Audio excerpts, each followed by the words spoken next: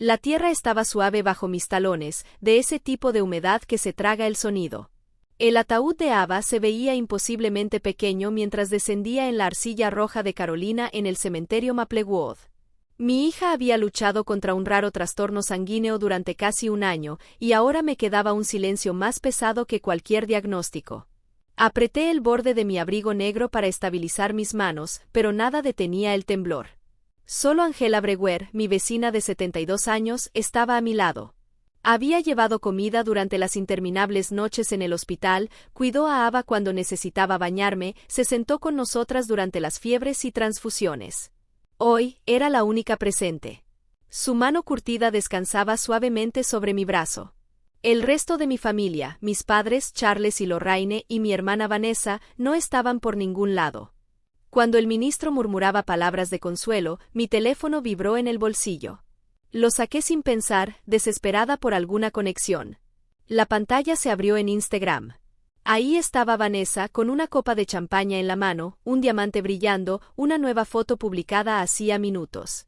Mis padres la flanqueaban, sonriendo como si nada en el mundo se hubiera perdido. La ubicación decía, Grand Horizon Hotel, Raleigh. El dolor en mi pecho se agudizó. Mi familia no se había retrasado ni abrumado por la tristeza. Habían decidido no venir. Otra vibración. Un mensaje esta vez de mi madre. Deja de ser dramática. Esto es urgente. Por un momento pensé que tal vez finalmente se estaba acercando, finalmente ofreciendo las palabras que necesitaba. Pero el siguiente mensaje dijo la verdad. Necesitamos hablar del fondo fiduciario de Ava. 950,000 pesos no pueden quedarse sin uso. Angela apretó mi hombro, percibiendo el frío que me recorrió. Cerré el teléfono y miré la tumba, dándome cuenta de que mañana tendría que enfrentarlos. A la mañana siguiente del funeral, el cielo estaba bajo y gris mientras conducía por las calles arboladas de Oakwood Heights. La casa estilo colonial de mis padres lucía tan impecable como siempre, las persianas blancas recién pintadas, el camino de ladrillos perfectamente limpio. Me estacioné en la banqueta, con el estómago tan tenso que apenas podía respirar. La puerta principal se abrió antes de que tocara. Mi padre estaba en la entrada, con el rostro acomodado en una máscara de preocupación. Serena, pasa. Te estábamos esperando. Su voz era cálida, pero las palabras se sentían ensayadas.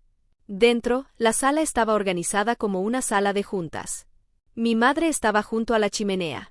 Vanessa, sentada en el sofá con un blazer impecable. Y Marlo, quien alguna vez fue mi mejor amiga, estaba en el borde de una silla, evitando mi mirada. Una carpeta abierta reposaba sobre la mesa de centro, con papeles ordenados en pilas perfectas. Vanessa se inclinó hacia adelante y deslizó una hoja hacia mí. Es sencillo. El fideicomiso de Ava es considerable, y tú no estás en condiciones de administrarlo responsablemente. Si firmas aquí, yo actuaré como fiduciaria. Puedo asegurar que el dinero se use sabiamente para la familia. La voz de mi madre se sumó, dulce pero con filo. Solo pensamos en ti, querida. El duelo nubla el juicio. No deberías cargar con esto sola.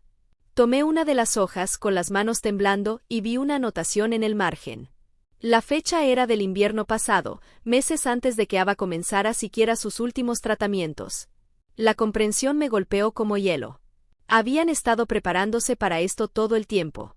Esperando el peor resultado. Mi garganta ardía, pero forcé mi voz a mantenerse firme. No. No voy a firmar. La sonrisa de Vanessa vaciló, sus ojos se endurecieron. No seas impulsiva, Serena. Estamos tratando de ayudarte. Dejé los papeles sobre la mesa, me levanté y caminé hacia la puerta. La voz de mi padre me siguió, ahora más dura. Estás cometiendo un error. No volteé. Afuera, el aire fresco de Raleigh llenó mis pulmones mientras comprendía algo con claridad. Esto no era el duelo hablando. Era un plan. Uno cuidadosamente construido mientras yo luchaba por la vida de mi hija. Mañana necesitaría encontrar a alguien que pudiera ayudarme a descubrir qué tan profundas eran realmente sus intenciones. Esa noche no pude dormir. Los papeles que Vanessa había deslizado sobre la mesa ardían en mi memoria. La tinta en el margen, fechada meses antes del último aliento de Ava. Me senté en la mesa de mi cocina, la carpeta que me había llevado aún sin abrir, y recordé el momento en que Isen me habló por primera vez del fideicomiso. Había sido 6 años atrás, antes de que nuestro matrimonio se desmoronara, antes de que su empresa lo transfiriera a Londres. Estábamos sentados en la mesa del comedor, Ava dormida arriba, cuando firmó los documentos. Si algo pasa, dijo con una solemnidad poco común en él. Esto es para que sigas adelante. Sacrificaste tu carrera, tus ahorros, todo por ella. Este fondo asegura que no te quedes sin nada. En ese momento, lo tomé como una precaución innecesaria, el tipo de cosa que se archiva y se olvida. Ahora, su previsión era el único escudo que me quedaba. El teléfono sonó poco después del amanecer. Eran los padres de Isen, llamando desde Arizona. La voz de Marta se quebró al hablar. Serena, nos acabamos de enterar. Queríamos tanto a esa niña. George añadió. Si nos necesitas, iremos. Lo que sea necesario, estaremos contigo. Su dolor era crudo y sincero, un contraste marcado con la simpatía fabricada que había escuchado el día anterior. Más tarde, Angela pasó con un café en vaso de papel y una firmeza en su paso. No puedes enfrentarlo sola. Necesitas a alguien que conozca la ley, alguien que no se deje intimidar por el teatro. Esa misma tarde, marqué el número que había escrito en un pedazo de papel, Richard Donovan, Chapel Hill. Su recepcionista me dio cita para la mañana siguiente. La oficina de Richard olía ligeramente a cuero y madera antigua. Escuchó en silencio mientras le explicaba todo, deslizando la carpeta del fideicomiso de Isen sobre su escritorio. Después de revisarla, se recargó en su silla y ajustó sus lentes. Isen era preciso, dijo Richard, acomodándose en su silla. El fideicomiso te nombra como beneficiaria residual y tiene múltiples capas de protección contra la interferencia familiar. No tiene ninguna base legal para quitártelo.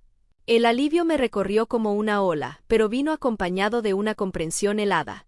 La ley podía estar de mi lado, pero mi familia no había terminado. Necesitaba pruebas de sus intenciones antes de que atacaran de nuevo. Richard no se anduvo con rodeos. Van a regresar con más fuerza. Si perciben duda, intentarán desacreditarte. Necesitas documentarlo todo, cada mentira, cada omisión, cada intento de presionarte. Los registros no olvidan. Esa noche, me senté frente a mi laptop y recorrí el Instagram de Vanessa. Las fotos del gran Isen brillaban con lentejuelas y copas de champaña, marcadas exactamente en las horas en que yo enterraba a mi hija. Las imprimí todas. Cada imagen era más nauseabunda que la anterior, la sonrisa perfecta de Vanessa, los rostros radiantes de mis padres y el texto. Para siempre empieza esta noche. El montón de hojas pesaba en mis manos. Era prueba. Prueba que no podían torcer ni convertir en exageración. Al día siguiente, Angela apareció en mi puerta con una caja de cuadernos. Yo escribía diarios, dijo simplemente, dejándolos sobre la mesa. Dentro había páginas y páginas de su letra firme, las noches en que me llevaba sopa cuando no podía cocinar, las tardes que se quedaba con Ava durante las transfusiones, las fechas y horas en que nos llevaba a casa desde el Hospital Duque. Se me cerró la garganta al leer.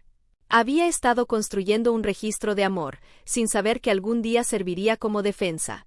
Esa misma tarde, compré 2 cámaras de seguridad y las instalé al frente y atrás de la casa. Si alguien intentaba acorralarme otra vez, no me encontraría sin pruebas. No tardaron en aparecer. 3 días después, acepté reunirme con Vanessa y mis padres en una cafetería de Raleigh. Esperaba que un lugar público limitara su crueldad. Llegaron juntos. Vanessa al frente, sus tacones marcando el ritmo contra el piso como un metrónomo. Mi padre fue directo. Serena, tenemos que cerrar esto. Firma los papeles del fideicomiso y sigamos adelante. Mantuve la voz calmada, aunque mis manos se cerraban en puños bajo la mesa. Isen dejó protecciones claras. No se puede modificar sin su consentimiento.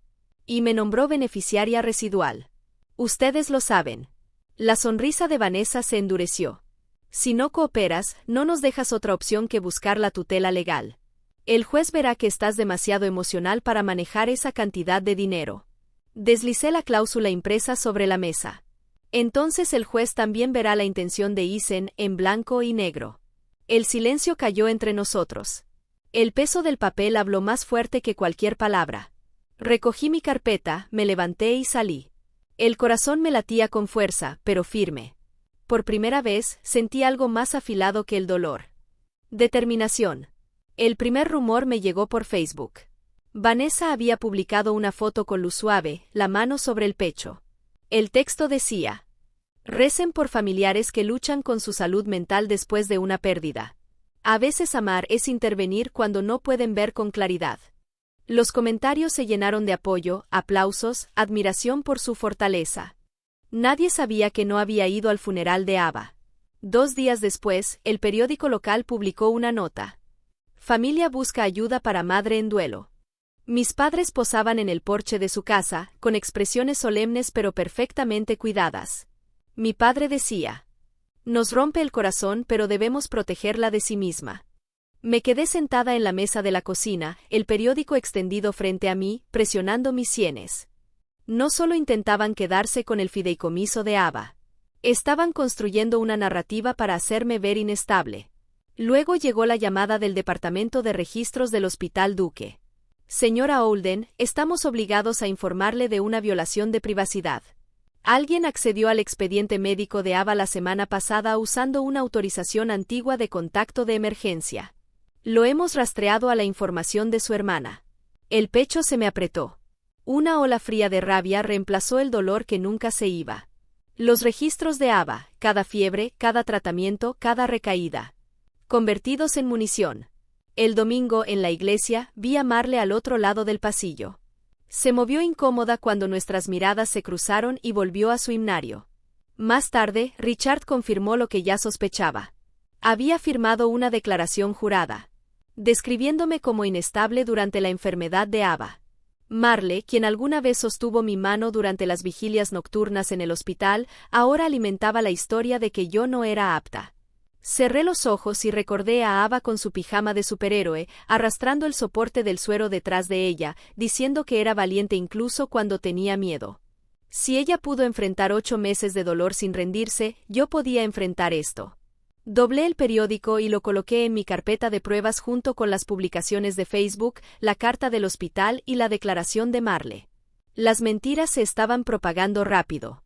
Pero mi determinación también. Mañana comenzaría a construir no solo una defensa, sino un caso imposible de derribar. Richard extendió una pila de carpetas sobre su escritorio, ordenándolas con precisión. Necesitamos una línea de tiempo, dijo. Cada visita al hospital, cada decisión médica, cada cuenta que pagaste. Mientras más detallado, más fuerte será la defensa. Durante la siguiente hora, llené su escritorio con citas médicas, estados de seguro y mis propios calendarios marcados con tinta roja. Cada fecha cargaba su propio recuerdo, noches en que la fiebre de Ava subía, días en que dormía en sillas de plástico rígidas, tardes en que los médicos negaban con la cabeza. Richard tomaba notas con cuidado, como si cada línea fuera un ladrillo contra el caso que mi familia estaba construyendo. Insistió en que me hiciera una evaluación psiquiátrica. No porque dude de ti, aclaró, sino porque dirán que el duelo te incapacita. Vamos a cortar eso antes de que lo usen. Una semana después, sentada frente al evaluador, respondí cada pregunta con firmeza, incluso cuando el dolor me presionaba el pecho como un peso físico. Cuando el informe regresó declarándome competente, lo guardé en mi carpeta como un escudo. Los padres de Isen llegaron desde Arizona con un sobre Manila. Dentro había declaraciones notarizadas. Palabras de Isen, escritas años atrás, dejando claro que si Ava no podía usar el fideicomiso, pasaría a mí. Las manos de Marta temblaban al entregármelo. Él confiaba en ti, Serena. Sabía que honraría su memoria. Esa misma noche, Angela llegó con sus diarios atados con hilo. Los colocó suavemente sobre mi mesa. Cada comida, cada visita, cada noche que estuve contigo, todo está aquí. No pueden borrar lo que vivimos. Pensé que estaba preparada para todo. Hasta que Vanessa apareció en mi porche. La cámara la captó bajo la luz amarilla, su voz baja pero cortante. Siempre ha sido una carga. Firma o te destruimos. Esta vez no me inmuté. Dejé que la grabación siguiera. Y cerré la puerta en su cara. Por primera vez, sentí que el equilibrio cambiaba. Mañana, esa grabación sería la pieza clave de mi defensa. El tribunal del condado de Wauk olía a barniz y papel viejo mientras seguía a Richard hacia la sala. Mis padres y Vanessa ya estaban sentados, con expresiones de tristeza perfectamente ensayadas.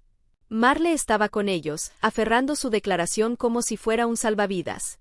Parecían menos una familia en duelo y más un elenco listo para actuar. La jueza Marion Peabody entró con autoridad silenciosa. Cabello plateado recogido, mirada afilada. Estas son acusaciones serias, dijo. Espero pruebas, no actuaciones. El abogado de mi familia comenzó pintándome como inestable. Una madre destruida por el duelo. Marle subió al estrado. Su voz temblaba lo justo para parecer creíble. Serena me llamaba en la madrugada, histérica. Estaba paranoica con los doctores, convencida de que algo peor pasaba. Temía por su juicio. Apreté el borde de la mesa, obligándome a no reaccionar. Luego, el administrador del hospital testificó. Confirmó lo que Richard ya había descubierto. Vanessa había accedido al expediente médico de Ava sin autorización. Un murmullo recorrió la sala. Cuando el padre de Ethan subió al estrado, su voz se quebró con firmeza.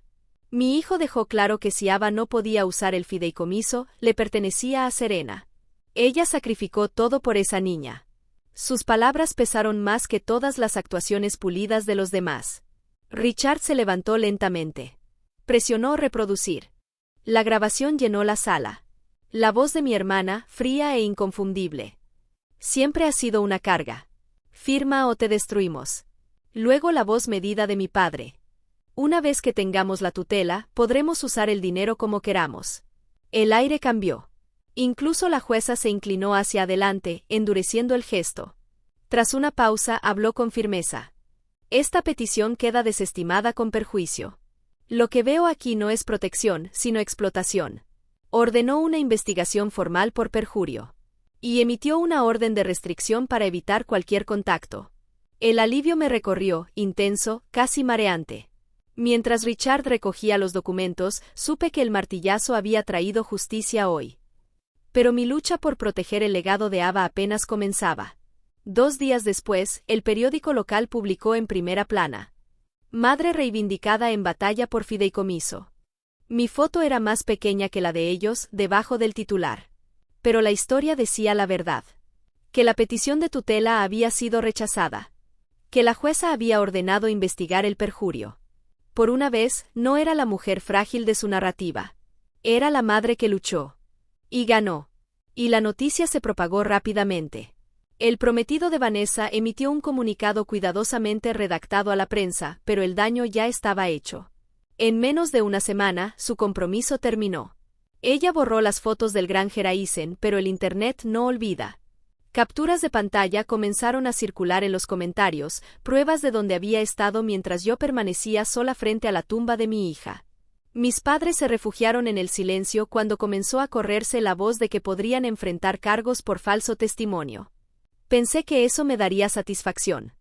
Pero en lugar de eso, dejó un vacío doloroso. Marle tampoco salió ilesa. Su empleador revisó su declaración jurada después de que salió a la luz la grabación.